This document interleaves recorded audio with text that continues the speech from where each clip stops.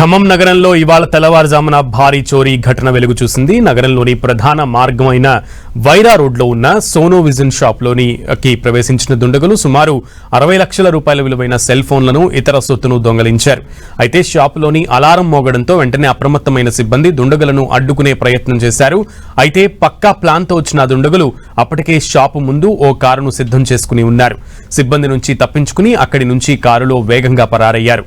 షాపులో విలువైన ఐఫోన్లు, చార్జర్లు, అడాప్టర్లు వంటివి ఎత్తుకెళ్లినట్లుగా షాపు యాజమాన్యం చెబుతోంది. ఈ చోరీ గురించి షాపు యాజమాన్యం వెంటనే స్థానిక పోలీసులకు ఫిర్యాదు చేశారు. కేసు నమోదు చేసిన పోలీసులు దర్యాప్తు చేస్తున్నారు. దొంగలు ఎత్తుకెళ్లిన సొత్తు విలువ సుమారు 60 లక్షల రూపాయల వరకు ఉంటుందని ప్రాథమికంగా గుర్తించినట్లు ఏసీపీ రమణమూర్తి చెప్పారు. సీసీ ఫుటేజీని పరిశీలిస్తున్నామని తెలిపారు.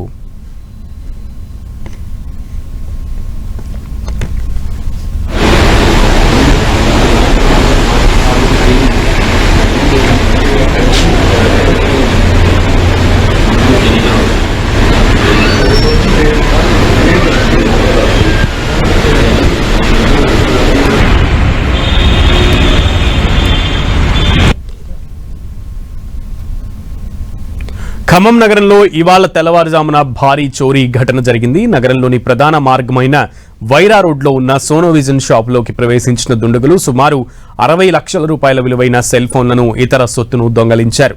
అయితే షాపులోని అలారం మోగడంతో వెంటనే అప్రమత్తమైన సిబ్బంది దుండగులను అడ్డుకునే ప్రయత్నం చేశారు. అయితే పక్కా ప్లాన్తో వచ్చిన దుండగులు అప్పటికే షాప్ ముందు ఓ కారును సిద్ధం చేసుకుని ఉన్నారు.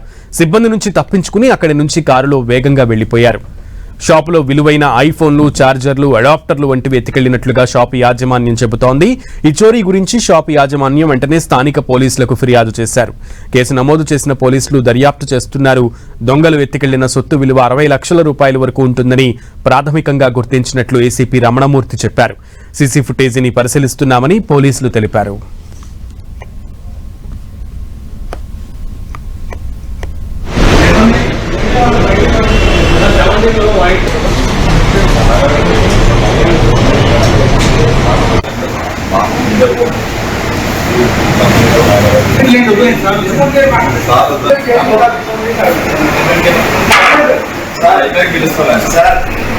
అదే వాస్తవలే కదా.